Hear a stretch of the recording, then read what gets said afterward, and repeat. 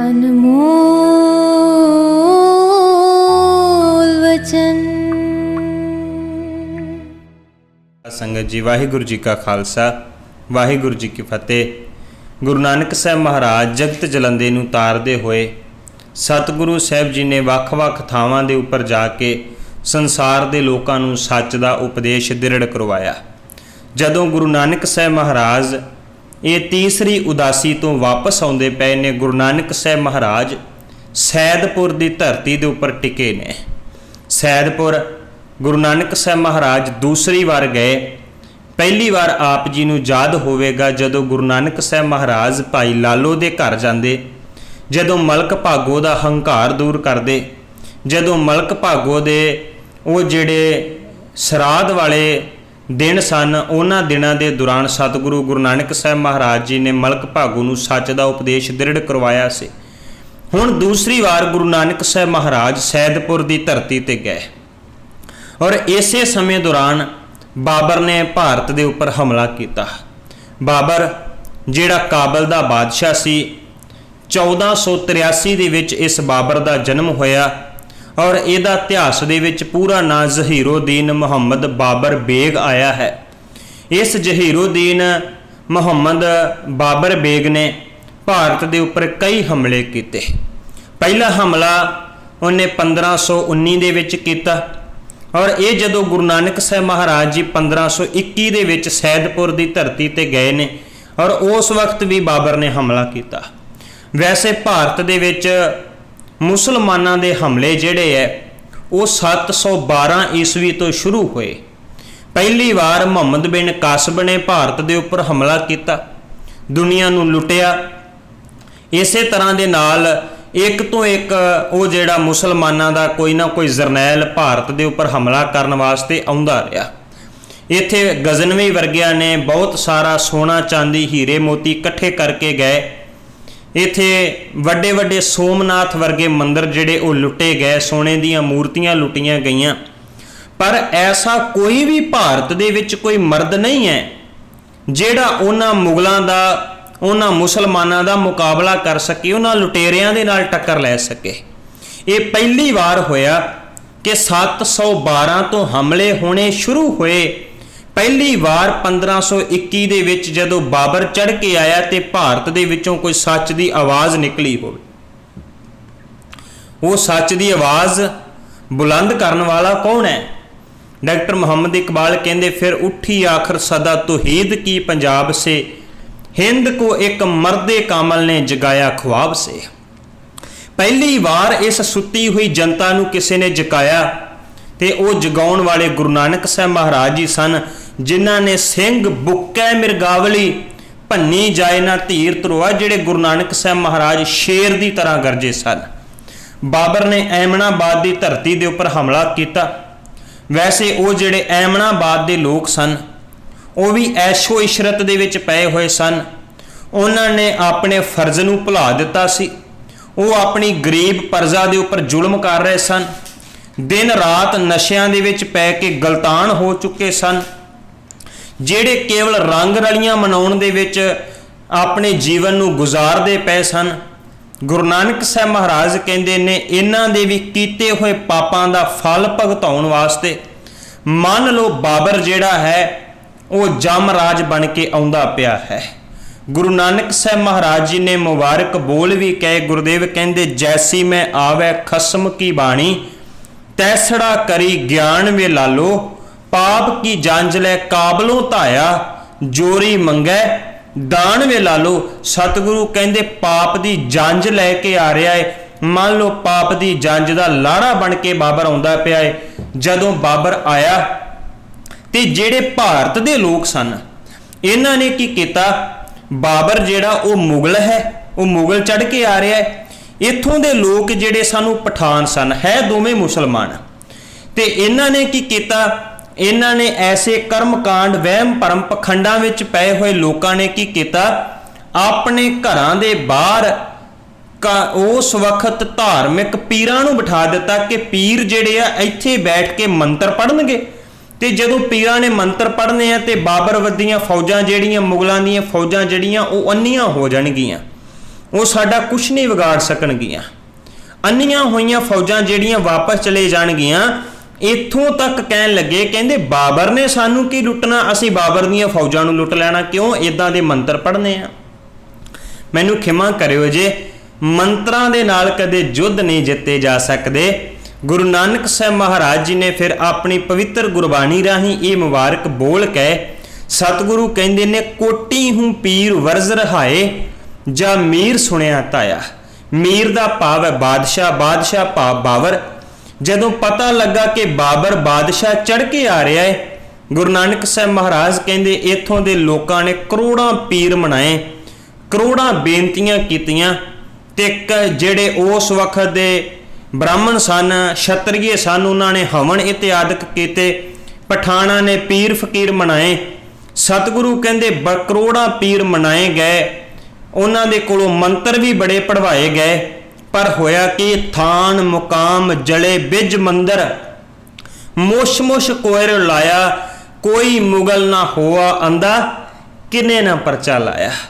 ਬਾਬਰ ਦੀਆਂ ਫੌਜਾਂ ਨੇ ਆਣ ਕੇ ਉਹਨਾਂ ਨੇ ਸਾਰਿਆਂ ਨੂੰ ਅੱਗ ਲਾ ਲਾ ਕੇ ਸਾੜ ਦਿੱਤਾ। ਉੱਥੇ ਕੀ ਬਾਦਸ਼ਾਹ, ਕੀ ਰਾਜੇ ਤੇ ਕੀ ਰਾਜਿਆਂ ਦੇ ਪੁੱਤਰ ਤੇ ਕੀ ਉਹਨਾਂ ਦੇ ਪਰਿਵਾਰ ਤੇ ਕਿਹੜੀ ਪ੍ਰਜਾ, ਜਿਹੜਾ ਉਹਨਾਂ ਦੇ ਅੱਗੇ ਆਇਆ ਕਿਸੇ ਨੂੰ ਬਖਸ਼ਿਆ ਨਹੀਂ ਗਿਆ। ਉਹਨਾਂ ਨੂੰ ਤੇਗ ਦੇ ਧਾਰ ਜਿਹੜਾ ਉਹ ਉਸ ਵਕਤ ਨਿਘਾ ਦਿੱਤਾ ਗਿਆ। ਵੱਡੇ ਵੱਡੇ ਜਿਹੜੇ ਮਹਿਲ ਮਾੜੀਆਂ ਸਨ ਸਾੜ ਦਿੱਤੇ ਗਏ। ਤੇ ਗੁਰੂ ਨਾਨਕ ਸਾਹਿਬ ਮਹਾਰਾਜ ਕਹਿੰਦੇ ਨੇ, ਕੋਈ ਮੁਗਲ ਨਾ ਹੋਆ ਅੰਧਾ, ਨਾ ਕੋਈ ਮੰਤਰ ਪੜ੍ਹਨ ਦੇ ਨਾਲ ਕੋਈ ਮੁਗਲ ਅੰਨਾ ਹੋਇਆ, ਨਾ ਕਿਸੇ ਨੇ ਰੱਖਿਆ ਕੀਤੀ। ਕੋਈ ਮੁਗਲ ਨਾ ਹੋਆ ਅੰਧਾ, ਕਿੰਨੇ ਨਾ ਪਰਚਾ ਲਾਇਆ, ਨਾ ਕਿਸੇ ਨੇ ਰੱਖਿਆ ਕੀਤੀ, ਨਾ ਕਿਸੇ ਨੇ ਬਚਾ ਕੀਤੇ, ਬਲਕਿ ਮੁਗਲਾਂ ਦੇ ਸਿਪਾਹੀਆਂ ਨੇ ਘਰਾਂ ਦੇ ਵਿੱਚ ਵੜ ਵੜ ਕੇ ਲੋਕਾਂ ਨੂੰ ਮਾਰਿਆ। ਜਿਹੜੇ ਰਾਜੇ ਜਿਨ੍ਹਾਂ ਦਾ ਫਰਜ਼ ਬਣਦਾ ਸੀ ਕਿ ਉਹ ਤੇਗ ਲੈ ਕੇ ਰਣ ਮੈਦਾਨ ਵਿੱਚ ਜਾ ਕੇ ਜੂਝਦੇ, ਪਰ ਸਤਿਗੁਰੂ ਕਹਿੰਦੇ ਉਹ ਜੂਝਦੇ ਕਿਵੇਂ, ਉਹ ਤੇ ਐਸ਼ੋ ਇਸ਼ਰਤ ਵਿੱਚ ਪਏ ਹੋਏ ਸਨ। ਉਹ ਤੇ ਸ਼ਾਹਾਂ ਸੁਰਤ ਗਵਾਈਆਂ, ਰੰਗ ਤਮਾਸ਼ੇ ਚਾਏ। ਉਹ ਤੇ ਦਿਨ ਰਾਤ ਰੰਗ ਤਮਾਸ਼ਿਆਂ ਵਿੱਚ ਲੱਗੇ ਹੋਏ ਸਨ। ਉਹਨਾਂ ਦੀਆਂ ਸੁਰਤਾਂ ਤੇ ਨਸ਼ੇ ਪੀਣ ਵਿੱਚ ਗਲਤਾਨ ਸੀ, ਐਸ਼ੋ ਇਸ਼ਰਤ ਦੇ ਵਿੱਚ ਗਲਤਾਨ ਸਨ। ਮਹਾਰਾਜ ਕਹਿੰਦੇ ਨੇ, ਜਦੋਂ ਰਣ ਮੈਦਾਨ ਦੇ ਵਿੱਚ ਯੁੱਧ ਹੋਇਆ, ਉਸ ਯੁੱਧ ਦੇ ਵਿੱਚ ਇੱਕ ਪਾਸੇ ਮੁਗਲ ਹੈ ਤੇ ਦੂਜੇ ਪਾਸੇ ਪਠਾਨ ਹੈ। ਮੁਗਲ ਪਠਾਣਾ ਭਈ ਲੜਾਈ, ਰਣ ਮੈਂ ਤੇਗ ਵਗਾਈ। ਕਹਿੰਦੇ ਇੱਕ ਪਾਸੇ ਮੁਗਲ ਹੈ, ਇੱਕ ਪਾਸੇ ਸਤਿਗੁਰੂ ਕਹਿੰਦੇ ਪਠਾਨ ਹੈ। ਦੋਵਾਂ ਦਾ ਜਦੋਂ ਯੁੱਧ ਹੁੰਦਾ ਪਿਆ ਏ ਤੇ ਸਤਿਗੁਰੂ ਕਹਿੰਦੇ ਨੇ, ਓਨੀ ਤੁਬਕ ਤੀਰ ਚਲਾਈ, ਓਨੀ ਹਸਤ ਚੜਾਈ। ਮੁਗਲਾਂ ਦੇ ਕੋਲ ਚਲਾਉਣ ਵਾਸਤੇ ਵੱਡੀਆਂ ਵੱਡੀਆਂ ਤੋਪਾਂ ਨੇ, ਮੁਗਲਾਂ ਦੇ ਕੋਲ ਚਲਾਉਣ ਵਾਸਤੇ ਚੰਗੀਆਂ ਤੋਂ ਚੰਗੀਆਂ ਰਫਲਾਂ ਨੇ। ਮਹਾਰਾਜ ਕਹਿੰਦੇ ਓਨੀ ਹਸਤ ਚੜਾਈ। ਤੇ ਜਿਹੜੇ ਭਾਰਤ ਦੇ ਪਠਾਨ ਜਾਂ ਛਤਰੀਏ ਲੋਕ ਸਨ, ਜਿਨ੍ਹਾਂ ਨੇ ਕਦੇ ਸ਼ਸਤਰਾਂ ਦਾ ਅਭਿਆਸ ਹੀ ਨਹੀਂ ਕੀਤਾ, ਜਿਨ੍ਹਾਂ ਨੇ ਕਦੇ ਆਪਣੀਆਂ ਰਫਲਾਂ ਨੂੰ ਚਲਾਉਣ ਦਾ ਅਭਿਆਸ ਹੀ ਨਹੀਂ ਕੀਤਾ, ਜਿਨ੍ਹਾਂ ਨੇ ਕਦੇ ਆਪਣੀਆਂ ਰਫਲਾਂ ਨੂੰ ਸਾਫ਼ ਹੀ ਨਹੀਂ ਕੀਤਾ, ਉਹਨਾਂ ਦੀਆਂ ਬੰਦੂਕਾਂ ਹੱਥਾਂ ਦੇ ਵਿੱਚ ਚਿੜਚਿੜ ਕਰਦੀਆਂ ਰਹਿ ਗਈਆਂ ਤੇ ਮੁਗਲਾਂ ਨੇ ਇੱਕ ਇੱਕ ਨਿਸ਼ਾਨਾ ਲਾ ਲਾ ਕੇ ਲੋਕਾਂ ਨੂੰ ਮਾਰਿਆ। ਮਹਾਰਾਜ ਕਹਿੰਦੇ ਅਸਲ ਹਾਰ ਦਾ ਕਾਰਨ ਕੀ ਕਾਰਨ? ਮਹਾਰਾਜ ਕਹਿੰਦੇ ਭਾਰਤ ਦੇ ਲੋਕ ਹਾਰੇ ਕੀ ਕਾਰਨ? ਇਹਨਾਂ ਨੇ ਕਦੇ ਸ਼ਸਤਰਾਂ ਦਾ ਅਭਿਆਸ ਹੀ ਨਹੀਂ ਕੀਤਾ। ਕਿਉਂਕਿ ਗੁਰੂ ਨਾਨਕ ਸਾਹਿਬ ਮਹਾਰਾਜ ਰਾਜ ਜੋਗੀ ਨੇ, ਉਹ ਰਾਜਿਆਂ ਦੇ ਰਾਜੇ, ਜੋਗੀਆਂ ਦੇ ਜੋਗੀ। ਤਾਂ ਹੀ ਭੱਟਾਂ ਨੇ ਕਿਹਾ ਸੀ, ਕਬ ਕਲ ਸੋ ਜਸ ਗਾਵੋ, ਗੁਰੂ ਨਾਨਕ ਰਾਜ ਜੋਗ ਜਿਨ ਮਾਣਿਓ। ਸਤਿਗੁਰੂ ਨੇ ਇਹ ਵੀ ਦੱਸਿਆ ਕਿ ਹਾਰ ਦਾ ਕਾਰਨ ਕੀ ਰਿਹਾ ਹੈ। ਮਹਾਰਾਜ ਕਹਿੰਦੇ ਨੇ ਕਿ ਉਹਨਾਂ ਦੇ ਕੋਲ ਚੰਗੀਆਂ ਤੋਂ ਚੰਗੀਆਂ ਬੰਦੂਕਾਂ ਨੇ ਤੇ ਉਹਨਾਂ ਦੇ ਕੋਲ ਕੁਛ ਵੀ ਨਹੀਂ। ਉਹਨਾਂ ਦੀਆਂ, ਭਾਰਤ ਦੇ ਲੋਕਾਂ ਦੀਆਂ ਬੰਦੂਕਾਂ ਹੱਥਾਂ ਦੇ ਵਿੱਚ ਹੀ ਚੱਲਦੀਆਂ ਗਈਆਂ, ਤਾਂ ਹਾਰ ਗਏ। ਸਤਿਗੁਰੂ ਕਹਿੰਦੇ ਹੋਇਆ ਕੀ? ਮਹਾਰਾਜ ਨੇ ਫਿਰ ਪਾਵਨ ਪਵਿੱਤਰ ਬਚਨ ਕਹਿ, ਸਤਿਗੁਰੂ ਕਹਿੰਦੇ ਬਾਬਰ ਆਇਆ ਚੜ ਕੇ, ਖੁਰਾਸਾਨ ਖੁਸਮਾਨਾ ਕੀਆ, ਹਿੰਦੁਸਤਾਨ ਡਰਾਇਆ, ਆਪੇ ਦੋਸ਼ ਨਾ ਦੇਈ ਕਰਤਾ, ਜਮ ਕਰ ਮੁਗਲ ਚੜਾਇਆ, ਇਤੀ ਮਾਰ ਪਈ ਕੁਰਲਾਣੇ ਤੈਂ ਕੀ ਦਰਦ ਨਾ ਆਇਆ। ਮਹਾਰਾਜ ਕਹਿੰਦੇ ਭਾਰਤ ਦੇ ਲੋਕਾਂ ਨੂੰ ਮੁਗਲਾਂ ਨੇ ਬੁਰੇ ਤਰੀਕੇ ਦੇ ਨਾਲ ਮਾਰਿਆ। ਫਿਰ ਘਰਾਂ ਚੋਂ ਕੱਢ ਕੱਢ ਕੇ, ਜਦੋਂ ਇੱਥੋਂ ਦੇ ਲੋਕ ਹਾਰ ਗਏ, ਘਰਾਂ ਚੋਂ ਕੱਢ ਕੱਢ ਕੇ ਉਹਨਾਂ ਨੂੰ ਮਾਰਿਆ ਗਿਆ। ਕੇਸਾਂ ਤੋਂ ਪਕੜ ਪਕੜ ਕੇ ਇਸਤਰੀਆਂ ਨੂੰ ਘੜੀਸਿਆ ਗਿਆ। ਉਹਨਾਂ ਨੇ ਆਗਾਂ ਲਾ ਲਾ ਕੇ ਸਾੜ ਦਿੱਤਾ। ਤੇ ਗੁਰੂ ਨਾਨਕ ਸਾਹਿਬ ਮਹਾਰਾਜ ਕਹਿੰਦੇ ਸੱਚ ਪਤਾ ਕੀ ਹੈ? ਗੁਰਦੇਵ ਕਹਿੰਦੇ ਜੇ ਦੋਵੇਂ ਤਾਕਤਵਰ ਆਪਸ ਵਿੱਚ ਲੜਦੇ ਪਏ ਹੋਣ ਤੇ ਸਤਿਗੁਰੂ ਕਹਿੰਦੇ ਮੈਨੂੰ ਕੋਈ ਇਤਰਾਜ਼ ਨਹੀਂ ਹੈ, ਕਿਉਂਕਿ ਦੋਵੇਂ ਤਾਕਤਵਰ ਹੈ। ਪਰ ਸਤਿਗੁਰੂ ਕਹਿੰਦੇ ਜਦੋਂ ਸ਼ੇਰ ਭੇਡਾਂ ਦੇ ਵੱਗ ਦੇ ਉੱਪਰ ਆਣ ਕੇ, ਗਊਆਂ ਦੇ ਵੱਗ ਉੱਪਰ ਆਣ ਕੇ ਟੁੱਟ ਕੇ ਪੈ ਗਿਆ ਤੇ ਉਹ ਗਊਆਂ ਵਿਚਾਰੀਆਂ ਕੀ ਕਰ ਸਕਦੀਆਂ। ਸਤਿਗੁਰੂ ਕਹਿੰਦੇ ਉਹ ਮੁਗਲਾਂ ਦੇ ਸਿਪਾਹੀ ਸ਼ੇਰਾਂ ਦੀ ਤਰ੍ਹਾਂ ਤੇ ਇਹ ਜਿਹੜੇ ਲੋਕ ਸਨ ਇਹ ਗਾਵਾਂ ਦੀ ਤਰ੍ਹਾਂ। ਸਤਿਗੁਰੂ ਕਹਿੰਦੇ ਜੇ ਸ਼ਕਤਾ ਸ਼ਕਤੇ ਕੋ ਮਾਰੇ ਤਾਂ ਮਨ ਰੋਸ ਨਾ ਹੋਈ। ਜੇ ਦੋਵੇਂ ਇੱਕੋ ਜਿਹੇ ਹੋਣ ਤੇ ਮੇਰੇ ਮਨ ਵਿੱਚ ਕੋਈ ਰੋਸ ਨਹੀਂ ਹੈ। ਪਰ ਸਤਿਗੁਰੂ ਕਹਿੰਦੇ ਇਹ ਵਿਚਾਰੇ ਇੱਥੋਂ ਦੇ ਲੋਕ ਜਿਹੜੇ ਸਨ ਇਹ ਗਰੀਬ, ਇੱਥੋਂ ਦੇ ਲੋਕ ਗਊਆਂ ਦੀ ਤਰ੍ਹਾਂ ਤੇ ਉਹ ਸ਼ੇਰਾਂ ਦੀ ਤਰ੍ਹਾਂ। ਬਾਬਰ ਨੂੰ ਵੀ ਸਤਿਗੁਰੂ ਨੇ ਇੱਕ ਗੱਲ ਕਹੀ। ਸਤਿਗੁਰੂ ਕਹਿੰਦੇ ਮਤਾ ਕੋਈ ਹਉਮੈ ਹੰਕਾਰ ਵਿੱਚ ਆਣ ਕੇ ਆਪਣੀ ਤਾਕਤ ਦਾ ਹੰਕਾਰ ਕਰੀ ਬੈਠਾ ਹੋਵੇ, ਰੱਬ ਦੇ ਘਰ ਵਿੱਚ ਜੇ ਕੋ ਨਾਉ ਧਰਾਏ ਵੱਡਾ, ਸਾਧ ਕਰੇ ਮਨ ਭਾਣੇ। ਸਤਿਗੁਰੂ ਕਹਿੰਦੇ ਉਹਦੀ ਕਿੰਨੀ ਕੁ ਕੀਮਤ ਹੈ ਜਿਹੜਾ ਆਪਣੇ ਆਪਣਾ ਵੱਡਾ ਨਾਂ ਰਖਾਉਂਦਾ ਹੈ। ਸਤਿਗੁਰੂ ਕਹਿੰਦੇ ਖਸਮੈ ਨਦਰੀ ਕੀੜਾ ਆਵੇ ਜੇ ਤੈ ਚੁਗੇ ਦਾਣੇ। ਰੱਬ ਦੀ ਨਿਗਾਹ ਦੇ ਵਿੱਚ ਤੇ ਉਹ ਕੀੜੇ ਦੇ ਬਰਾਬਰ ਹੈ, ਕੀੜੇ ਤੋਂ ਵੱਧ ਤੇ ਕੁਝ ਵੀ ਨਹੀਂ। ਤੇ ਉਸ ਵਕਤ ਗੁਰੂ ਨਾਨਕ ਸਾਹਿਬ ਮਹਾਰਾਜ ਜੀ ਨੇ ਇੱਥੋਂ ਦੇ ਲੋਕਾਂ ਦੀ ਜਿਹੜੀ ਦਸ਼ਾ ਹੋਈ ਉਹਨੂੰ ਬਿਆਨ ਕਰਦਿਆਂ ਕਿਹਾ, ਮੇਰੇ ਗੁਰਦੇਵ ਪਿਤਾ ਜੀ ਕਹਿੰਦੇ ਨੇ ਜਿਹੜੀਆਂ ਇਸਤਰੀਆਂ ਘਰ ਦੇ ਵਿੱਚ ਬੈਠੀਆਂ ਸਨ, ਛੇਜਾਂ ਦੇ ਉੱਪਰ ਬੈਠਦੀਆਂ ਸਨ, ਜਿਹੜੀਆਂ ਕਦੇ ਲਾਗੇ ਪਿਆ ਪਾਣੀ ਵੀ ਚੁੱਕ ਕੇ ਨਹੀਂ ਸੀ ਪੀਂਦੀਆਂ ਤੇ ਪਾਣੀ ਵੀ ਉਹਨਾਂ ਨੂੰ ਨੌਕਰ ਚਾਕਰ ਪਿਆਇਆ ਕਰਦੇ ਸੀ, ਜਿਹੜੀਆਂ ਦਿਨ ਰਾਤ ਆਪਣੇ ਚਿਹਰਿਆਂ ਨੂੰ ਸਵਾਰਨ ਤੇ ਲੱਗੀਆਂ ਰਹਿੰਦੀਆਂ ਸੀ, ਜਿਹੜੀਆਂ ਚੰਗੇ ਤੋਂ ਚੰਗੇ ਚੀਰ ਕੱਢਦੀਆਂ ਸੀ ਤੇ ਚੀਰ ਕੱਢ ਕੇ ਆਪਣੇ ਕੇਸਾਂ ਦੇ ਵਿੱਚ ਸੰਧੂਰ ਪਾ ਕੇ ਸੁਹਾਗਣਾ ਬਣ ਕੇ ਬੈਠੀਆਂ ਸੀ, ਮੁਗਲਾਂ ਦੇ ਸਿਪਾਹੀਆਂ ਨੇ ਇਦਾਂ ਦੀ ਦਸ਼ਾ ਕਰ ਦਿੱਤੀ। ਗੁਰਦੇਵ ਕਹਿੰਦੇ ਨੇ ਜਿਨ ਸਿਰ ਸੋਹਣ ਪੱਟੀਆਂ ਮੰਗੀ ਪਾਏ ਸੰਧੂਰ, ਸੇ ਸਿਰ ਕਾਤੀ ਮੁਨੀਅਨ ਗਲ ਵਿੱਚ ਆਵੇ ਧੂੜ। ਮਹਾਰਾਜ ਕਹਿੰਦੇ ਨੇ ਜਿਹੜੀਆਂ ਕੇਵਲ ਚੀਰ ਸਵਾਰਦੀਆਂ ਰਹੀਆਂ ਉਹਨਾਂ ਨੂੰ ਮੁਗਲਾਂ ਨੇ ਇਦਾਂ ਕਰਕੇ ਮੁੰਨ ਕੇ ਰੱਖ ਦਿੱਤਾ। ਮੁੰਨਣ ਦਾ ਭਾਵ ਜਿਹਦਾ ਸਨਾਤਨ ਧਰਮ ਦੇ ਵਿੱਚ ਜਿਹਦਾ ਪਤੀ ਚੜ੍ਹਾਈ ਕਰ ਜਾਵੇ ਉਹ ਇਸਤਰੀ ਨੂੰ ਮੁੰਨ ਦਿੱਤਾ ਜਾਂਦਾ ਹੈ। ਮਹਾਰਾਜ ਕਹਿੰਦੇ ਉਹਨਾਂ ਦੇ ਪਤੀ ਮਾਰੇ ਗਏ। ਤੇ ਸੱਚ ਹੈ ਸਤਿਗੁਰੂ ਨੇ ਇਹ ਵੀ ਕਿਹਾ, ਗੁਰਦੇਵ ਕਹਿੰਦੇ ਜਿਨ ਕੇ ਬੰਕੇ ਘਰੀ ਨਾ ਆਇਆ ਤਿੰਨ ਕਿਉਂ ਰਹਿਣ ਵਹਾਣੀ। ਉਹ ਜਿਹੜੀਆਂ ਇਸਤਰੀਆਂ ਦੇ ਪਤੀ ਉਸ ਯੁੱਧ ਦੇ ਵਿੱਚ, ਉਸ ਘਮਸਾਣ ਦੇ ਵਿੱਚ ਮਾਰੇ ਗਏ, ਰਾਤ ਨੂੰ ਘਰ ਹੀ ਨਹੀਂ ਆਏ, ਸਤਿਗੁਰੂ ਕਹਿੰਦੇ ਉਹਨਾਂ ਨੂੰ ਚੈਨ ਕਿੱਥੇ, ਉਹਨਾਂ ਨੂੰ ਟਿਕਾ ਕਿੱਥੇ ਹੈ। ਸਤਿਗੁਰੂ ਨੇ ਜ਼ਿਕਰ ਕੀਤਾ। ਮਹਾਰਾਜ ਕਹਿੰਦੇ ਇਹ ਸਾਰਾ ਕੁਝ ਕਿਉਂ ਹੋਇਆ। ਮੇਰੇ ਗੁਰਦੇਵ ਕਹਿੰਦੇ ਇਹ ਇੱਥੋਂ ਦੇ ਲੋਕ ਹਾਰੇ ਕਿਉਂ, ਹਾਰ ਦਾ ਕਾਰਨ ਮਹਾਰਾਜ ਕਹਿੰਦੇ ਅਸਲ ਵਿੱਚ ਧਨ ਜੋਬਨ ਦੋਏ ਵੈਰੀ ਹੋਏ। ਇਹ ਜਿਹੜਾ ਮਨੁੱਖ ਦੇ ਕੋਲ ਧਨ ਵੀ ਸੀ, ਜੋਬਨ ਜਵਾਨੀ ਵੀ ਸੀ, ਉਹ ਧਨ ਦੇ ਕਰਕੇ ਜੋਬਨ ਵਿੱਚ ਪਏ ਹੋਏ ਰੰਗ ਰਲੀਆਂ ਮਨਾਉਂਦੇ ਰਹੇ, ਉਹਨਾਂ ਨੇ ਕਦੇ ਕੋਈ ਤਿਆਰੀ ਉਹ ਨਹੀਂ ਕੀਤੀ। ਸਤਿਗੁਰੂ ਕਹਿੰਦੇ ਤਾਂ ਕਰਕੇ ਹਾਰੇ, ਤਾਂ ਕਰਕੇ ਉਹਨਾਂ ਦੀ ਇਹ ਦੁਰਦਸ਼ਾ ਹੋਈ। ਮੇਰੇ ਗੁਰਦੇਵ ਕਹਿੰਦੇ ਧਨ ਜੋਬਨ ਦੋਏ ਵੈਰੀ ਹੋਏ, ਰੱਖੇ ਰੰਗ ਲਾਏ। ਮਹਾਰਾਜ ਕਹਿੰਦੇ ਉਹ ਰੰਗ ਤਮਾਸ਼ਿਆਂ ਵਿੱਚ ਹੀ ਉਲਝੇ ਰਹਿ ਗਏ। ਸ਼ਾਹਾਂ ਸੁਰਤ ਗਵਾਈਆਂ ਰੰਗ ਤਮਾਸ਼ੇ ਚ ਆਏ, ਰਾਜਿਆਂ ਦੀਆਂ ਸੁਰਤਾਂ ਵੀ ਰੰਗ ਤਮਾਸ਼ਿਆਂ ਚ ਲੱਗੀਆਂ ਰਹੀਆਂ। ਤੇ ਸਤਿਗੁਰੂ ਇੱਕ ਸੁਚੇਤ ਕਰਨ ਵਾਸਤੇ ਗੱਲ ਕਹਿੰਦੇ ਨੇ। ਗੁਰਦੇਵ ਕਹਿੰਦੇ ਅੱਗੋਂ ਦੇ ਜੇ ਚੇਤੀਏ ਤਾਂ ਕਾਇਤ ਮਿਲੇ ਸਜਾਏ। ਜੇ ਮਨੁੱਖ ਪਹਿਲਾਂ ਚੇਤਾ ਕਰੇ, ਮਨੁੱਖ ਪਹਿਲਾਂ ਕਰੇ, ਪਹਿਲਾਂ ਤੁਰੇ, ਫਿਰ ਕਾਹਦੇ ਵਾਸਤੇ ਉਹਨੂੰ ਸਜ਼ਾ ਮਿਲੇ। ਹੇ ਸਿੱਖ ਜਗਤ, ਗੁਰੂ ਨਾਨਕ ਸਾਹਿਬ ਮਹਾਰਾਜ ਸਾਨੂੰ ਵੀ ਕਹਿ ਰਹੇ ਸਿੱਖਾ ਆਉਣ ਵਾਲੇ ਸਮੇਂ ਦਾ ਚੇਤਾ ਕਰ। ਜੇ ਤੂੰ ਪਹਿਲਾਂ ਚੇਤਨ ਹੋਏਗਾ ਤੈਨੂੰ ਸਜ਼ਾ ਨਹੀਂ ਮਿਲ ਸਕਦੀ। ਪਰ ਮੈਨੂੰ ਖਿਮਾ ਕਰ ਦਿਓ, ਸਿੱਖਾਂ ਨੇ ਵੀ ਆਪਣੇ ਇਤਿਹਾਸ ਤੋਂ ਕੁਝ ਵੀ ਨਹੀਂ ਸਿੱਖਿਆ, ਤਾਂ ਕਰਕੇ ਅੱਜ ਵੀ ਉੱਦਾਂ ਦਾ ਉੱਦਾਂ ਹੀ ਭਟਕਦਾ ਪਿਆ। ਜੇ ਸਿੱਖਿਆ ਹੋਵੇ ਤਾਂ ਦੁਬਾਰਾ ਕਦੇ ਸਜ਼ਾ ਨਾ ਮਿਲੇ। ਸਤਿਗੁਰੂ ਕਹਿੰਦੇ ਅੱਗੋਂ ਦੇ ਜੇ ਚੇਤੀਏ ਤਾਂ ਕਾਇਤ ਮਿਲੇ ਸਜਾਏ। ਜੇ ਪਹਿਲਾਂ ਚੇਤਾ ਕੀਤਾ ਹੋਵੇ ਫਿਰ ਸਜ਼ਾ ਨਹੀਂ ਮਿਲਦੀ। ਪਰ ਗੁਰਦੇਵ ਕਹਿੰਦੇ ਬਾਬਰ ਵਾਣੀ ਫਿਰ ਗਈ ਕੋਇਰ ਨਾ ਰੋਟੀ ਖਾਏ। ਜਿੱਥੇ ਬਾਬਰ ਦੇ ਸਿਪਾਹੀਆਂ ਨੇ ਕਤਲੇਆਮ ਕੀਤਾ ਉੱਥੇ ਤੇ ਵੱਡੇ ਵੱਡੇ ਜਿਹੜੇ ਰਾਜਿਆਂ ਦੇ ਪੁੱਤਰ ਸੀ ਉਹਨਾਂ ਨੂੰ ਵੀ ਰੋਟੀਆਂ ਨਸੀਬ ਨਹੀਂ ਹੋਈਆਂ। ਚਾਰੇ ਪਾਸੇ ਲਾਸ਼ਾਂ ਦੇ ਢੇਰ ਲੱਗੇ ਹੋਏ ਸਨ, ਜਿਹਨੂੰ ਸਤਿਗੁਰੂ ਨੇ ਕਿਹਾ ਮਾਸਪੁਰੀ, ਭਾਵ ਮਾਸਾਂ ਦੇ ਉੱਥੇ ਢੇਰ ਲੱਗੇ ਹੋਏ ਸਨ। ਚਾਰੇ ਪਾਸੇ ਉੱਥੇ ਚੀਕ ਚਹਾੜਾ ਮਚਿਆ ਹੋਇਆ ਸੀ। ਅੱਗਾਂ ਦੇ ਨਾਲ ਉੱਥੇ ਘਰ ਜਿਹੜੇ ਸੜਦੇ ਪਏ ਸਨ, ਗਲੀਆਂ ਦੇ ਵਿੱਚ ਲਾਸ਼ਾਂ ਰੁਲਦੀਆਂ ਪਈਆਂ ਸਨ। ਕੀ ਬਜ਼ੁਰਗ, ਕੀ ਨਿਆਣੇ, ਕੀ ਬੱਚੇ, ਕੀ ਜਵਾਨ, ਜਿਹੜੇ ਕੋਈ ਮਾੜੇ ਮੋਟੇ ਬਚ ਗਏ ਉਹ ਬਾਬਰ ਦੇ ਸਿਪਾਹੀਆਂ ਨੇ ਕੈਦ ਕਰ ਲਏ। ਕੈਦ ਕਰਕੇ ਉਹਨਾਂ ਨੂੰ ਆਰਜ਼ੀ ਤੌਰ ਦੇ ਉੱਪਰ ਇੱਕ ਜੇਲ੍ਹ ਬਣਾਈ ਗਈ। ਉਸ ਜੇਲ੍ਹ ਦੇ ਵਿੱਚ ਲਿਜਾ ਕੇ ਕੈਦ ਕੀਤਾ ਗਿਆ। ਗੁਰੂ ਨਾਨਕ ਸਾਹਿਬ ਮਹਾਰਾਜ ਜੀ ਨੂੰ ਕੈਦ ਨਹੀਂ ਕੀਤਾ ਗਿਆ, ਪਰ ਸਤਿਗੁਰੂ ਨੇ ਦੁਖੀਆਂ ਦਾ ਦਰਦ ਵੰਡਾਉਣ ਵਾਸਤੇ, ਬਾਬਰ ਨੂੰ ਸੱਚ ਦੱਸਣ ਵਾਸਤੇ ਤੇ ਇਹ ਪ੍ਰਜਾ ਦੀ ਹੋਈ ਦੁਰਦਸ਼ਾ ਇਹਨਾਂ ਨੂੰ ਵੀ ਸੱਚ ਸਮਝਾਉਣ ਵਾਸਤੇ ਸਤਿਗੁਰੂ ਸਾਹਿਬ ਆਪ ਉਹਨਾਂ ਕੈਦੀਆਂ ਦੇ ਵਿੱਚ ਜਾ ਕੇ ਸ਼ਾਮਲ ਹੋ ਗਏ। ਜਦੋਂ ਸ਼ਾਮਲ ਹੋਏ, ਬਾਬਰ ਦੇ ਸਾਰੇ ਜਿਹੜੇ ਕੈਦ ਕੀਤੇ ਹੋਏ ਲੋਕ ਸਨ, ਉਹਨਾਂ ਦੇ ਵਿੱਚ ਗੁਰੂ ਨਾਨਕ ਸਾਹਿਬ ਮਹਾਰਾਜ ਤੇ ਨਾਲ ਭਾਈ ਮਰਦਾਨਾ ਜੀ, ਜਿਹੜੇ ਲੋਕ ਰੱਬ ਨੂੰ ਬੜਾ ਬੁਰਾ ਭਲਾ ਕਹਿ ਰਹੇ ਸਨ, ਜਿਹੜੇ ਲੋਕ ਬਾਬਰ ਨੂੰ ਬੁਰਾ ਭਲਾ ਕਹਿ ਰਹੇ ਸਨ, ਤੇ ਉਸ ਵਕਤ ਗੁਰੂ ਨਾਨਕ ਸਾਹਿਬ ਮਹਾਰਾਜ ਨੂੰ ਭਾਈ ਮਰਦਾਨਾ ਜੀ ਕਹਿੰਦੇ, ਬਾਬਾ ਜਿੱਥੇ ਵੀ ਸੱਚ ਦੀ ਗੱਲ ਹੋਵੇ ਉੱਥੇ ਪਹਿਲਾਂ ਗੁਰੂ ਨਾਨਕ ਸਾਹਿਬ ਬੋਲਦੇ ਐ। ਅੱਜ ਕੀ ਗੱਲ ਆ ਜੀ, ਇਹਨਾਂ ਕਤਲੇਆਮ ਵੇਖ ਕੇ ਗੁਰੂ ਨਾਨਕ ਸਾਹਿਬ ਮਹਾਰਾਜ ਬੋਲਦੇ ਕਿਉਂ ਨਹੀਂ? ਗੁਰੂ ਨਾਨਕ ਸਾਹਿਬ ਮਹਾਰਾਜ ਕਹਿੰਦੇ ਅਜੇ ਸਮਾਂ ਨਹੀਂ ਆਇਆ। ਮਰਦਾਨਾ ਕਹਿਣ ਲੱਗਿਆ, ਮਹਾਰਾਜ ਕਦੋਂ ਆਉਣਾ ਸਮਾਂ? ਸਤਿਗੁਰੂ ਕਹਿੰਦੇ ਆਏਗਾ।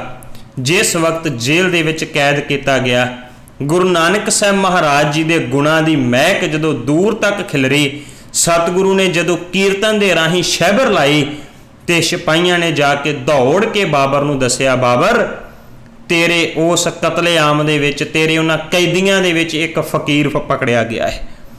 ਉਹ ਤੇ ਐਸੀ ਸੁਰੀਲੀ ਆਵਾਜ਼ ਨਾਲ ਗਾਉਂਦਾ ਪਿਆ ਏ, ਵੇਖ ਕਿਤੇ ਉਸ ਫਕੀਰ ਦੇ ਕੋਲੋਂ ਕੋਈ ਅਨਰਥ ਨਾ ਹੋ ਜਾਵੇ, ਕਿਤੇ ਕੋਈ ਸ਼ਰਾਫ ਨਾ ਦੇ ਦੇਵੇ।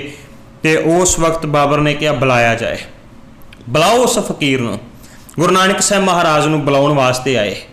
ਗੁਰੂ ਬਾਬੇ ਨੂੰ ਕਿਹਾ ਕਿ ਫਕੀਰ ਤੈਨੂੰ ਬਾਦਸ਼ਾਹ ਨੇ ਸੱਦਿਆ ਹੈ।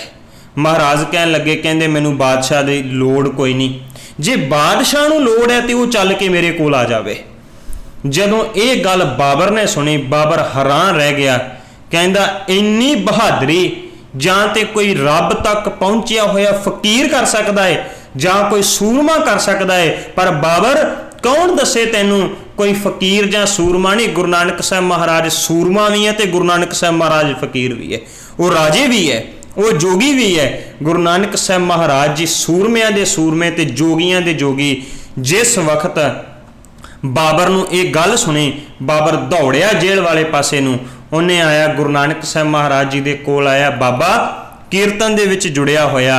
ਸਾਰੇ ਲੋਕ ਉੱਠ ਕੇ ਬਾਬਰ ਨੂੰ ਸਲਾਮ ਕਰਨ ਲੱਗੇ। ਜਦੋਂ ਸਾਰੇ ਉੱਠੇ, ਭਾਈ ਮਰਦਾਨਾ ਜੀ ਉੱਠਣ ਲੱਗੇ, ਗੁਰੂ ਨਾਨਕ ਸਾਹਿਬ ਮਹਾਰਾਜ ਨੇ ਗੋਡੇ ਤੋਂ ਪਕੜ ਕੇ ਨੱਪ ਲਿਆ। ਕਹਿਣ ਲੱਗੇ, ਕਹਿੰਦੇ ਬੈਠ। ਮਰਦਾਨਾ ਕਹਿਣ ਲੱਗਿਆ, ਮਹਾਰਾਜ ਬਾਦਸ਼ਾਹ ਆਇਆ, ਸਾਰੇ ਲੋਕ ਝੁੱਕ ਕੇ ਸਲਾਮ ਕਰਦੇ ਐ। ਸਤਿਗੁਰੂ ਕਹਿਣ ਲੱਗੇ, ਇਹੀ ਤੇ ਸਿਖਾਉਣ ਵਾਸਤੇ ਆਇਆ। ਇਹ ਲੋਕ ਪਿੱਠ ਦੇ ਪਿੱਛੇ ਗੱਲਾਂ ਕਰਦੇ ਸੀ, ਪਿੱਠ ਦੇ ਪਿੱਛੇ ਗਾਲਾਂ ਕਰਦੇ ਸੀ। ਮੈਂ ਪਿੱਠ ਦੇ ਪਿੱਛੇ ਨਹੀਂ, ਮੂੰਹ ਤੇ ਕਹਿਣਾ, ਬਾਬਰ ਤੂੰ ਬਾਬਰ ਨਹੀਂ, ਤੂੰ ਜ਼ਾਬਰ ਹੈ। ਅਸਲ ਵਿੱਚ ਤੂੰ ਲੋਕਾਂ ਤੇ ਜ਼ੁਲਮ ਕਰਦਾ ਪਿਆ ਹੈ, ਤੂੰ ਜ਼ੁਲਮ ਕਰ ਰਿਹਾ ਹੈ ਲੋਕਾਂ ਦੇ ਉੱਪਰ। ਮਹਾਰਾਜ ਨੇ ਉਹਨੂੰ ਸਮਝਾਇਆ। ਗੁਰਦੇਵ ਕਹਿੰਦੇ, ਆ ਗਰੀਬ ਪ੍ਰਜਾ, ਇਹਨਾਂ ਦਾ ਕੀ ਕਸੂਰ ਹੈ? ਜੇ ਤੇਰੇ ਕੋਲ ਤਾਕਤ ਹੈ, ਤਾਕਤ ਦੀ ਯੋਗ ਵਰਤੋਂ ਕਰਨੀ ਤੇ ਬਣਦੀ ਹੈ, ਪਰ ਤਾਕਤ ਆਪਣੀ ਗਰੀਬਾਂ ਦੇ ਉੱਪਰ, ਗਰੀਬਾਂ ਨੂੰ ਮਾਰ ਦੇਣਾ, ਕਤਲੇਆਮ ਕਰ ਦੇਣਾ, ਇਹ ਕਿੱਧਰ ਦਾ ਨਿਆਂ ਹੈ? ਸਤਿਗੁਰੂ ਉੱਥੋਂ ਦੀ ਪ੍ਰਜਾ ਨੂੰ ਵੀ ਕਹਿੰਦੇ ਹੈ, ਆਪਣੇ ਫਰਜ਼ਾਂ ਨੂੰ ਭੁਲਾ ਦੇਣਾ। ਸਤਿਗੁਰੂ ਕਹਿੰਦੇ ਕਿੱਧਰ ਦਾ ਨਿਆਂ ਹੈ? ਜੇ ਫਰਜ਼ਾਂ ਨੂੰ ਭੁਲਾਓਗੇ ਤਾਂ ਫਿਰ ਇਦਾਂ ਦੀ ਦੁਰਦਸ਼ਾ ਹੁੰਦੀ ਰਹਿਣੀ ਹੈ। ਬਾਬਰ ਨੇ ਝੁੱਕ ਕੇ ਸਲਾਮ ਕਰਕੇ ਆਖਿਆ, ਕਹਿਣ ਲੱਗਿਆ, ਮਹਾਰਾਜ ਫਕੀਰ ਆਸ਼ੀਰਵਾਦ ਦਿਓ ਕਿ ਮੇਰਾ ਰਾਜ ਭਾਗ ਬਣਿਆ ਰਹੇ। ਮਹਾਰਾਜ ਕਹਿਣ ਲੱਗੇ, ਜਿੰਨਾ ਚਿਰ ਨਿਆਂ ਕਰੇਗਾ ਉਹਨਾਂ ਚਿਰ ਰਾਜ ਭਾਗ ਕਾਇਮ ਰਹੇਗਾ। ਸਤਿਗੁਰ ਦੀ ਪਵਿੱਤਰ ਗੁਰਬਾਣੀ ਦਾ ਵੀ ਬਚਨ ਹੈ, ਰਾਜੇ ਚੁਲੀ ਨਿਆਮ ਕੀ। ਰਾਜੇ ਦਾ ਫਰਜ਼ ਹੈ ਨਿਆਂ ਕਰਨਾ। ਸਤਿਗੁਰੂ ਕਹਿੰਦੇ ਨਿਆਂ ਕਰੇਗਾ ਰਾਜ ਭਾਗ ਬਣਿਆ ਰਹੇਗਾ, ਨਿਆਂ ਨਹੀਂ, ਇਨਸਾਫ ਨਹੀਂ ਤੇ ਰਾਜ ਭਾਗ ਖਤਮ ਹੋ ਜਾਇਆ ਕਰਦੇ ਹੈ। ਕਹਿਣ ਲੱਗਿਆ, ਮਹਾਰਾਜ ਮੈਂ ਆਪ ਜੀ ਨੂੰ ਰਿਹਾ ਕਰਦਾ। ਸਤਿਗੁਰੂ ਕਹਿੰਦੇ ਕੱਲਾ ਮੈਨੂੰ ਨਹੀਂ, ਇਹ ਜਿਹੜੀ ਪ੍ਰਜਾ ਨੂੰ ਪਕੜਿਆ ਹੋਇਆ ਇਹਨਾਂ ਨੂੰ ਵੀ ਛੱਡਣਾ ਪੈਣਾ। ਗੁਰੂ ਨਾਨਕ ਸਾਹਿਬ ਮਹਾਰਾਜ ਜੀ ਦੇ ਕਹਿਣ ਦੇ ਉੱਪਰ ਉਸ ਬਾਬਰ ਨੇ ਉਹ ਸਾਰੇ ਪਕੜੇ ਹੋਏ ਕੈਦੀਆਂ ਨੂੰ ਰਿਹਾ ਕੀਤਾ। ਔਰ ਸੱਚ ਇਹ ਹੈ, ਇਤਿਹਾਸ ਦੇ ਵਿੱਚ ਪਹਿਲੀ ਵਾਰ ਬੰਦੀ ਛੋੜ ਗੁਰੂ ਨਾਨਕ ਸਾਹਿਬ ਮਹਾਰਾਜ ਹੈ ਜਿਹਨੇ ਬਾਬਰ ਦੀ ਜੇਲ੍ਹ ਦੇ ਵਿੱਚੋਂ ਉਹ ਸਾਰੇ ਕੈਦੀਆਂ ਨੂੰ ਰਿਹਾ ਕਰਵਾਇਆ। ਤੇ ਮੇਰੇ ਗੁਰਦੇਵ ਉਸ ਬਾਬਰ ਦੇ ਬਾਰੇ ਕਹਿੰਦੇ ਨੇ, ਸਤਿਗੁਰੂ ਕਹਿੰਦੇ, ਆਵਣ 78 ਜਾਨ 97 ਹੋਰ ਪਿਉਟਸੀ ਮਰਦ ਕਾ ਚੇਲਾ। ਆਵਣ 78 ਦਾ ਭਾਵ 1521 ਦੇ ਵਿੱਚ ਭਾਰਤ ਦੇ ਵਿੱਚ ਬਾਬਰ ਦਾ ਰਾਜ ਕਾਇਮ ਹੁੰਦਾ ਪਿਆ ਹੈ। ਸਤਿਗੁਰੂ ਕਹਿੰਦੇ ਇਹ 21 ਦੇ ਵਿੱਚ ਆਇਆ। ਆਵਣ 78 ਦਾ ਭਾਵ 1578 ਭਾਵ ਬਿਕਰਮੀ ਦੀ ਗੱਲ, ਬਿਕਰਮੀ ਸੰਮਤ। ਸਤਿਗੁਰੂ ਕਹਿੰਦੇ ਜਾਨ 97 ਸਮਾਂ ਆਏਗਾ ਉਹ ਬਾਬਰ ਦਾ ਬਣਿਆ ਰਾਜ ਭਾਗ ਭਾਵ ਹਮਾਜ਼ੂ ਜਿਹੜਾ ਹੈ ਉਹ ਸ਼ੇਰ ਸ਼ਾਹ ਸੂਰੀ ਦੇ ਕੋਲੋਂ ਹਾਰ ਕਾ ਕੇ 97 ਦੇ ਵਿੱਚ ਵਾਪਸ ਗਿਆ ਸੀ, ਭਾਵ 1540 ਦੇ ਵਿੱਚ ਵਾਪਸ ਗਿਆ ਸੀ। ਸਤਿਗੁਰੂ ਕਹਿੰਦੇ ਬਣਿਆ ਆਇਆ ਵੀ ਹੈ, ਇਹ ਚਲਿਆ ਵੀ ਜਾਏਗਾ। ਸਤਿਗੁਰੂ ਨੇ ਉੱਥੇ ਹੋਈ ਦੁਰਦਸ਼ਾ ਨੂੰ ਆਪਣੀ ਜਿੱਥੇ ਪਵਿੱਤਰ ਗੁਰਬਾਣੀ ਵਿੱਚ ਬਿਆਨ ਕੀਤਾ, ਉੱਥੋਂ ਦੇ ਲੋਕਾਂ ਨੂੰ ਸਤਿਗੁਰੂ ਨੇ ਦਿਲਾਸਾ ਦਿੱਤਾ। ਉੱਥੋਂ ਦੇ ਲੋਕਾਂ ਨੂੰ ਸਤਿਗੁਰੂ ਸਾਹਿਬ ਜੀ ਨੇ ਅਕਾਲ ਪੁਰਖ ਵਾਹਿਗੁਰੂ ਦਾ ਸ਼ੁਕਰਾਨਾ ਕਰਨ ਵਾਸਤੇ, ਰੱਬ ਦੇ ਗੁਣ ਗਾਉਣ ਵਾਸਤੇ ਪ੍ਰੇਰਿਤ ਕੀਤਾ। ਮੇਰੇ ਗੁਰਦੇਵ ਕਹਿੰਦੇ ਜਦੋਂ ਰੱਬ ਭੁੱਲ ਜਾਵੇ ਫਿਰ ਇੱਦਾਂ ਦੀਆਂ ਖੁਆਰੀਆਂ ਹੁੰਦੀਆਂ ਨੇ। ਅਸਲ ਵਿੱਚ ਜੇ ਰੱਬ ਚੇਤੇ ਵਿੱਚ ਰਵੇ ਤੇ ਇੱਦਾਂ ਦੀ ਖੁਆਰੀ ਕਦਾਚਿਤ ਵਾਸਤੇ ਨਹੀਂ ਹੋ ਸਕਦੀ। ਪਹਿਲੀ ਵਾਰ ਗੁਰੂ ਨਾਨਕ ਸਾਹਿਬ ਮਹਾਰਾਜ ਜੀ ਸ਼ੇਰ ਦੀ ਤਰ੍ਹਾਂ ਬਾਬਰ ਨੂੰ ਵੀ ਜਾਬਰ ਕਹਿਣ ਦੀ ਜ਼ੁਰਤ ਰੱਖਣ ਵਾਲੇ, ਰਾਜੇ ਸ਼ੀ ਮੁਕੱਦਮ ਕੁੱਤੇ ਕਹਿਣ ਵਾਲੇ ਗੁਰੂ ਨਾਨਕ ਸਾਹਿਬ ਮਹਾਰਾਜ, ਜਿਨ੍ਹਾਂ ਨੇ ਪਹਿਲੀ ਵਾਰ ਉਸ ਮੁਗਲ ਹਾਕਮ ਦੇ ਸਾਹਮਣੇ ਬੋਲ ਕੇ ਔਰ ਉਸ ਹਾਕਮ ਨੂੰ ਬਾਬਰ ਨੂੰ ਜਾਬਰ ਕਹਿ ਕੇ ਪੁਕਾਰਿਆ। ਤੇ ਮੇਰੇ ਗੁਰਦੇਵ ਜੀ ਦੀ ਉਹ ਟੱਕਰ ਕੋਈ ਵਕਤੀ ਟੱਕਰ ਨਹੀਂ ਸੀ, ਉਹ ਟੱਕਰ ਫਿਰ ਪੀੜ੍ਹੀ ਦਰ ਪੀੜ੍ਹੀ ਚੱਲਦੀ ਰਹੀ। ਬਾਬੇ ਤੇ ਬਾਬਰ ਕਿਆਂ ਦੀ ਟੱਕਰ ਕਈ ਯੁਗਾਂ ਕਈ ਪੁਸ਼ਤਾਂ ਤੱਕ ਚੱਲਦੀ ਰਹੀ ਤੇ ਆਖਰਕਾਰ ਉਹਨਾਂ ਮੁਗਲਾਂ ਦਾ ਇੱਕ ਦਿਨ ਫਿਰ ਭਾਰਤ ਦੇ ਵਿੱਚ ਰਾਜ ਕਾਇਮ ਹੋਣਾ ਤੇ ਫਿਰ ਉਹਦਾ ਪਤਨ ਹੋ ਜਾਣਾ, ਉਹਦਾ ਨਾਸ਼ ਹੋ ਜਾਣਾ। ਉਹਨਾਂ ਦਾ ਨਾਸ਼ ਵੀ ਹੋਇਆ, ਕਿਉਂ? ਜਦੋਂ ਉਹਨਾਂ ਨਿਆਂ ਕਰਨਾ ਛੱਡ ਦਿੱਤਾ। ਉਹ ਗੁਰੂ ਨਾਨਕ ਸਾਹਿਬ ਮਹਾਰਾਜ ਦੀ ਬਾਬੇ ਤੇ ਬਾਬਰ ਦੀ ਟੱਕਰ ਹੋਈ। ਇੰਨੀਆਂ ਬੇਨਤੀਆਂ ਪ੍ਰਵਾਨ ਭੁੱਲ ਚੁੱਕ ਦੀ ਖਿਮਾ। ਵਾਹਿਗੁਰੂ ਜੀ ਕਾ ਖਾਲਸਾ, ਵਾਹਿਗੁਰੂ ਜੀ।